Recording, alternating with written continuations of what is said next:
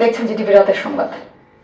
ত্রয়োদশ জাতীয় সংসদ নির্বাচনে খুলনা ৩ আসনের প্রতিদ্বন্দ্বিতার জন্য মনোনয়নপত্র জমা দিয়েছেন বিএনপি মনোনীত প্রার্থী ও দলটির ছাত্র বিষয়ক সম্পাদক রকিবুল ইসলাম বকুল।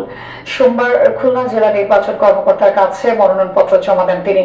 এ সময় রকিবুল ইসলাম বকুল বলেন, তরুণ প্রজন্মের আশা আকাঙ্ক্ষার ভিত্তিতে আগামীর বাংলাদেশ তৈরি হবে।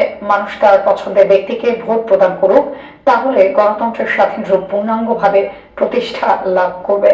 এছাড়া খুলনা ২ আসনে বিএনপির নজরুল ইসলাম মঞ্জু, খুলনা ৪ আসনে বিএনপির কেন্দ্রীয় প্রকাশনা বিষয়ক সম্পাদক আজিজুল বারী হেলাল, খুলনা ৫ আসনে জামায়াতের কেন্দ্রীয় সেক্রেটারি জেনারেল মিয়া গোলাম পরওয়ার, বিএনপির আলী আসগর লবি, খুলনা ১১ আসনে বিএনপির আমির এজাজ খান, খুলনা ৬ আসনে বিএনপির মনিরুল হাসান বাপ্পি সহ বিভিন্ন দলের ৪৫ জন প্রার্থী মনোনয়নপত্র জমা দিয়েছেন। ১২ তারিখে যে নির্বাচন অনুষ্ঠিত হবে ১২ ফেব্রুয়ারি, সেই নির্বাচনে জনগণ তার পছন্দের ব্যক্তিকে ভোট দিয়ে পছন্দের সরকার প্রতিষ্ঠা করবে এবং দীর্ঘদিনের তাদের যে চাওয়া পাওয়া আছে সে চাওয়া পাওয়া তাদের পছন্দের সরকারের মাধ্যমে তারা পূরণ করতে সক্ষম হবে।